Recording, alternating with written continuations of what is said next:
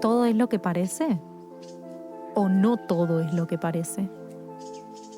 Veo, entiendo, interpreto, así ando en el mundo. Comento, comparto. ¿Me niegan a aceptar mi forma de verlo? ¿Me enojo, me explican? ¿Comprendo? ¿O sigo pensando que todo es lo que parece?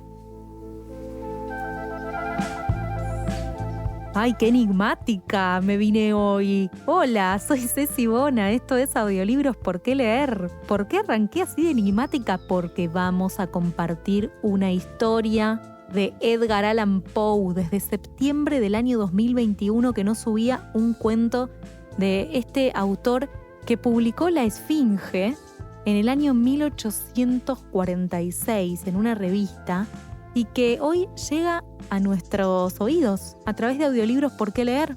Si les gusta el trabajo de Audiolibros ¿Por qué leer? No duden, por favor, en acompañarnos de maneras prácticas, compartiendo, dándole like, comentándole a sus amigos, diciendo que está buenísimo, con estrellitas, con likes o lo que sea, pero también, si tienen ganas y pueden, nos ayuda un montón que entren a porqueleer.com/patrocinar, donde van a encontrar un montón de maneras de hacerlo, porque ahí tienen algunos pagos mensuales, otros pagos esporádicos. Sepan que para la historia de Por qué leer es súper importante seguir sumando un granito de arena económico para que podamos seguir haciendo esto más y mejor. La Esfinge es un cuento que, como su autor nos anticipa siempre al poner su nombre, es tan enigmático como profundo, alguien que se toma muy en serio lo que ve y alguien que se toma también muy en serio lo que explica. Listo, no digo más nada, ya fui lo suficientemente críptica. Vamos a la lectura, después la charlamos.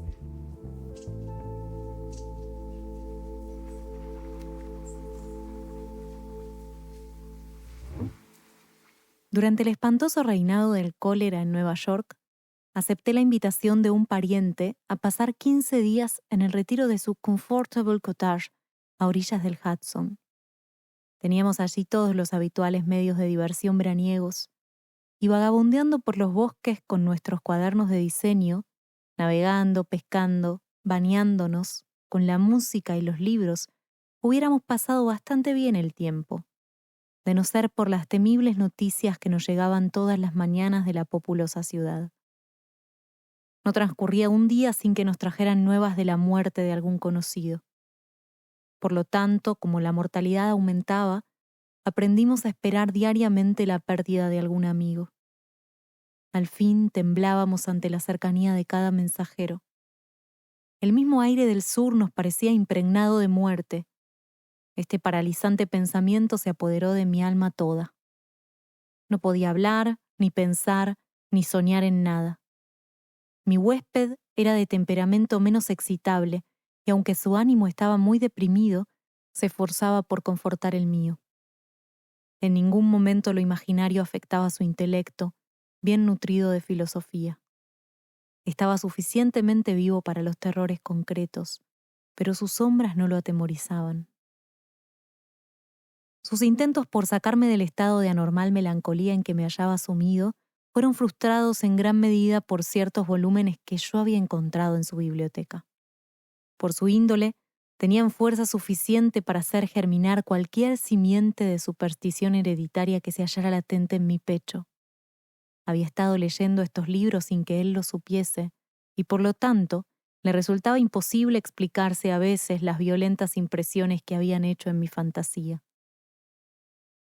Uno de mis tópicos favoritos era la creencia popular en presagios, creencia que en esa época de mi vida yo estaba seriamente dispuesto a defender. Teníamos largas y animadas discusiones sobre este punto, en las que él sostenía la absoluta falta de fundamento de la fe en tales cosas, y yo replicaba que un sentimiento popular nacido con absoluta espontaneidad, es decir, sin aparentes huellas de sugestión, tiene en sí mismo inequívocos elementos de verdad y es digno de mucho respeto. El hecho es que poco después de mi llegada a la casa, me ocurrió un incidente tan absolutamente inexplicable y que tenía en sí tanto de ominoso, que bien se me podía excusar si lo consideraba como un presagio. Me aterró, y al mismo tiempo me dejó tan confundido y tan perplejo que transcurrieron varios días antes de que me resolviera a comunicar la circunstancia a mi amigo. Casi al final de un día de calor abrumador, estaba yo sentado con un libro en la mano delante de una ventana abierta desde la cual dominaba, a través de la larga perspectiva formada por las orillas del río, la vista de una distante colina cuya ladera más cercana había sido despojada por un desmoronamiento de la mayor parte de sus árboles. Mis pensamientos habían errado largo tiempo desde el volumen que tenía delante a la tristeza y desolación de la vecina ciudad. Levantando los ojos de la página, cayeron estos en la desnuda ladera de la colina, y en un objeto, en una especie de monstruo viviente de horrible conformación, que rápidamente se abrió camino desde la cima hasta el pie, desapareciendo por fin en el espeso bosque inferior. Al principio, cuando esta criatura apareció ante la vista, dudé de mi razón, o por lo menos de la evidencia de mis sentidos, y transcurrieron algunos minutos antes de lograr convencerme de que no estaba loco ni soñaba. Sin embargo, cuando describa el monstruo, que vi claramente y vigilé durante todo el período de su marcha, para mis lectores, lo temo, será más difícil aceptar estas cosas de lo que lo fue para mí. Considerando el tamaño del animal en comparación con el diámetro de los grandes árboles junto a los cuales pasara, los pocos gigantes del bosque que habían escapado a la furia del desmoronamiento, concluí que era mucho más grande que cualquier paquebote existente. Digo paquebote porque la forma del monstruo lo sugería. El casco de uno de nuestros barcos de guerra de 74 cañones podría dar una idea muy aceptable de sus líneas generales. La boca del animal estaba situada en el extremo de una trompa de unos 60 o 70 pies de largo, casi tan gruesa como el cuerpo de un elefante común. Cerca de la raíz de esta trompa había una inmensa cantidad de negro pelo hirsuto, más del que hubieran podido proporcionar las pieles de 20 búfalos. Y brotando de este pelo hacia abajo y lateralmente, surgían 2 colmillos brillantes, parecidos a los del jabalí, pero de dimensiones infinitamente mayores. Hacia adelante, paralelo a la trompa y a cada lado de ella, se extendía una gigantesca asta de 30 o 40 pies de largo, aparentemente de puro cristal y en forma de perfecto prisma, que reflejaba de manera magnífica los rayos del sol poniente. El tronco tenía forma de cuña con la cúspide hacia tierra. De él salían 2 pares de alas, cada una de casi 100 yardas de largo, un par situado sobre el otro, y todas espesamente cubiertas de escamas metálicas. Cada escama medía aparentemente 10 o 12 pies de diámetro. Observé que las hileras superior e inferior de alas estaban unidas por una fuerte cadena. Pero la principal peculiaridad de aquella cosa horrible era la figura de una calavera que cubría casi toda la superficie de su pecho y estaba diestramente trazada en blanco brillante sobre el fondo oscuro del cuerpo, como si la hubiera dibujado cuidadosamente un artista. Mientras miraba aquel animal terrible y especialmente su pecho, con una sensación de espanto, de pavor, con un sentimiento de inminente calamidad que ningún esfuerzo de mi razón pudo sofocar, advertí que las enormes mandíbulas en el extremo de la trompa se separaban de improviso y brotaba de ellas un sonido tan fuerte y tan fúnebre que me sacudió los nervios como si doblaran a muerto. Y mientras el monstruo desaparecía al pie de la colina, caí de golpe, desmayado, en el suelo. Al recobrarme, mi primer impulso fue, por supuesto, informar a mi amigo de lo que había visto y oído, y apenas puedo explicar qué sentimiento de repugnancia me lo impidió. Por fin, una tarde, 3 o 4 días después de lo ocurrido, estábamos juntos en el aposento donde había visto la aparición, yo ocupando el mismo asiento junto a la misma ventana y él tendido en un sofá al alcance de la mano. La asociación del lugar y la hora me impulsaron a referirle el fenómeno. Me escuchó hasta el final. Al principio rió cordialmente y luego adoptó un continente excesivamente grave, como si sobre mi locura no cupiese ninguna duda. En ese momento tuve otra clara visión del monstruo, hacia el cual, con un grito de absoluto terror, dirigí su atención. Miró ansiosamente, pero afirmó que no veía nada, aunque yo le señalé con detalle el camino de la bestia mientras descendía por la desnuda ladera de la colina. Entonces me alarmé muchísimo, pues consideré la visión o como un presagio de mi muerte, o peor aún, como anuncio de un ataque de locura. Me eché violentamente hacia atrás y durante unos instantes hundí la cara en las manos. Cuando me destapé los ojos, la aparición ya no era visible. Mi huésped, sin embargo, había recobrado en cierto modo la calma de su continente y me interrogaba con minucia sobre la conformación de la bestia. Cuando le hube dado cabal satisfacción sobre este punto, suspiró profundamente, como aliviado de alguna carga intolerable, y siguió conversando con una calma que me pareció cruel sobre varios puntos de filosofía que habían constituido hasta entonces el tema de discusión entre nosotros. Recuerdo que insistió muy especialmente, entre otras cosas, en la idea de que la principal fuente de error de todas las investigaciones humanas se encontraba en el riesgo que corría la inteligencia de menospreciar o sobreestimar la importancia de un objeto por el cálculo errado de su cercanía. Para estimar adecuadamente, decía, la influencia ejercida a la larga sobre la humanidad por la amplia difusión de la democracia, a distancia de la época en la cual tal difusión puede posiblemente realizarse, no dejaría de constituir un punto digno de ser tenido en cuenta. Sin embargo, ¿puede usted mencionarme algún autor que, tratando del gobierno, haya considerado merecedora de discusión esta particular rama del asunto?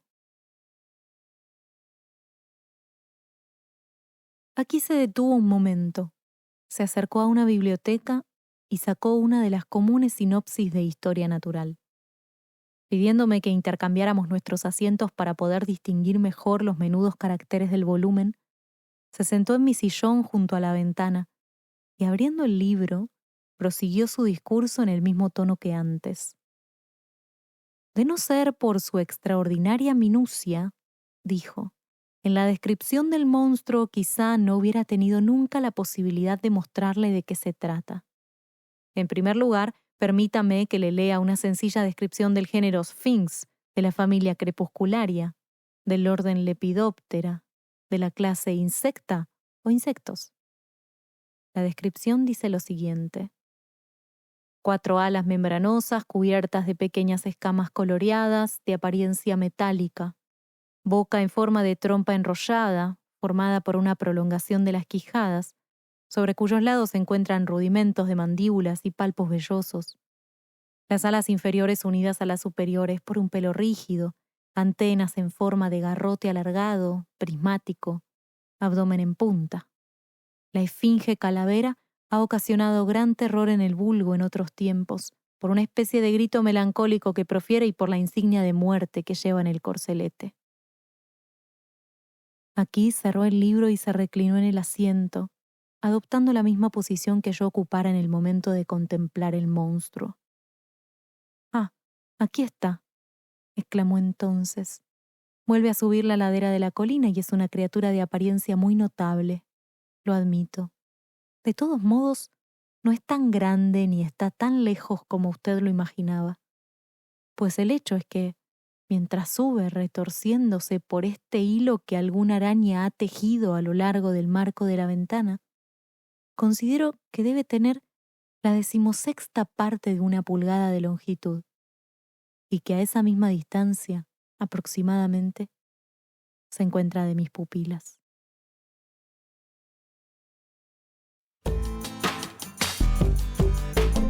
Esto fue La Esfinge, de Edgar Allan Poe.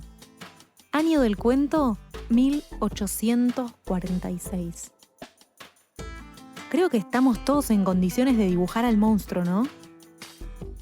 Por la descripción que hace tan perfecta la primera vez, que es lo que él imagina, y la segunda cuando le describen realmente este insecto. Podríamos tener ahí 2 papeles uno al lado del otro y es espectacular cómo de forma sencilla, con pocos párrafos, Poe nos mete de lleno la cara frente a un vidrio donde estamos viendo todo lo que pasa. Quiero que me cuenten en los comentarios qué les pasó mientras escuchaban este cuento. Si se asustaron, si estaban tensos, si pudieron conectarse con este final entre irónico, risueño y también un poco aterrador de que no todo es lo que parece, aunque a veces creemos que sí.